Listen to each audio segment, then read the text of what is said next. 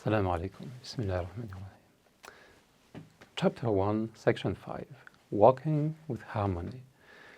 So the building of trust and the subsequent choice of a specific teacher also depends on the nature of this teaching. That must make sense, both intellectually and emotionally. Well, intellectually because you have a mind, a brain, you reason with, and emotionally because that's how you experience the world. As humans, you are inherently an emotional being.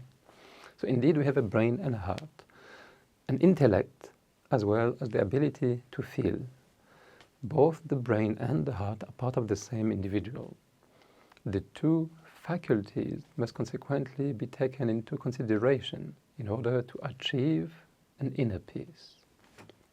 So again, we experience the world through both reason and, most importantly, through perceptions. It's like God gives you both faculties.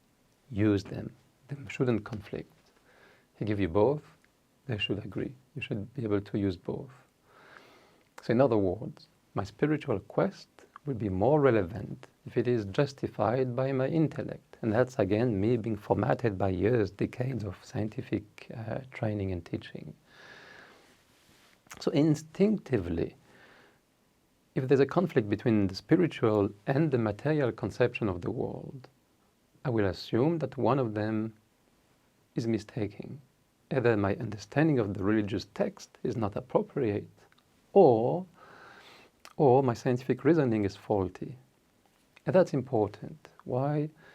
Yeah, it's important to realize that science, as we will describe in the second chapter, science is not perfect, is not a perfect representation of the world. It might be a good one, but it's not perfect. And scientifically speaking, you cannot dismiss religion, you cannot dismiss all these the spiritual aspects of life, because it simply doesn't have anything to say about it. The same way you wouldn't dismiss consciousness because science does not explain what consciousness is. That's an example. Okay, pursuing. So if there's a conflict, I'll assume that one of them is wrong, either my understanding of the text or my understanding of the natural world. More specifically, if both religion and science are describing the same world, and if both claim to approach truth or to describe truth, then I'm expecting that both should agree with each other. And I would say it might seem obvious, but that's really a modern stand. If you go back a few hundred years ago, during the, let's call it, Islamic Golden Age, when people were great at astronomy and they were developing models of the universe, astronomical models of the universe. Because their model was geocentric, it didn't fit the data. So you had a model, like a mathematical model, and it didn't really fit what you see, the observation in the sky. Because you had such a discrepancy between the mathematical model, which is the theory, and the observation, the experiment, and that discrepancy lasted for centuries, people just accepted that, okay, maybe the model you have of the universe doesn't fit the experiment, and that's okay, and you start learning to live with it. So you admit that separation, that separation becomes normal, separation between the theory and the practice. So to think contrary, to think that no, the theory should match the experiment is really a modern phenomenon that developed through we can call it the Enlightenment and a couple of industrial revolutions that proved that no, you can expect agreement between the two, between the theory and the experiment. So while trying to reach an agreement, I should not be afraid to question one or the other. And that's important, because oftentimes you get comfortable into one, whether it is science or religion, and then you become more keen to dismiss the other. And it works both ways. As a scientist, within my colleagues, I see that it's easy to criticize religion. But then when I go to the mosque and I'm within my religious close friends, for them it's easy to dismiss science, on the contrary. And I can see biases in both. So you should be able to question both and to not fear questioning. Here I can take the example of the angels, for example. When Allah subhanahu wa ta'ala created Adam alayhi salam, the angels were like, what? What did you just do? Like, he's going to not only like kill himself, like harm himself, but also corrupt the whole of creation. That's the angels.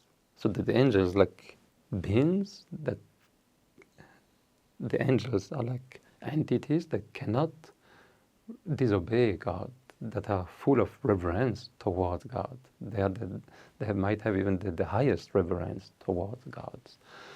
These entities are like questioning what God did. They dare question why did Allah created Adam alayhi salam? They do it. And Allah doesn't say, why do you ask? You shouldn't have done so. What did He say? Allah says, I know what you don't know. Just be patient. And then He could have stayed here. He could have said, look, okay, just trust me, without doing any further explanation. Allah didn't have to give explanations to the angels. The angels will have obeyed regardless. But He still did. He asked Adams, He teach him the names, then asked Adams to tell these names to the angels. And that's the proof. We can go later on what this proof, how I understand this demonstration. But the point is, Allah allowed the angels to question Him, His actions. He didn't blame them for doing so. And that's important. You should be able to question. So the other example is Iblis, Shaitan, asking, what does Adam alayhi salam has that is better than I? Why should I prostrate to him while I'm created of something that is better? Adam is created from clay, from mud, and I'm created from fire. My origin is superior. Why should I bow to him? It's a question. It's a valid question. The difference between the angels and Iblis, the angels still prostrated. They still obeyed. Iblis didn't. He refused. That's the key. You can question, but you have to accept the answer you get. Why? Because maybe you don't have the intellect to understand, to fathom the answer. So you have to accept. That submission, that respect is important. And that's what makes the difference between the angels and Iblis, and even Adam alayhi salam. So such questioning will be key if I want to elevate myself both spiritually and rationally. Like, you must question.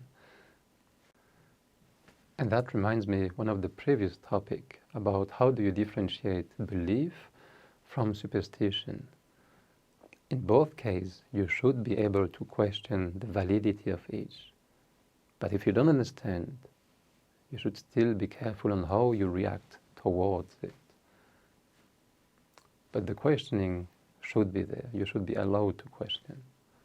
Then it's up to you whether you find the answer satisfying or not. If there's enough ground for the argument, for the answer, then it can become a belief, and it's all right. So such questioning will be key if I want to elevate myself both spiritually and rationally. So such questioning also implies that doubts might arise both in religion and science that I have so far learned. That's important, but I believe it's a necessary step to strengthen one and the other. So you should be confident that at the end of this journey, harmony between the two, between belief and between faith and science, will only get stronger, more stable, and longer lasting. Jazakallah.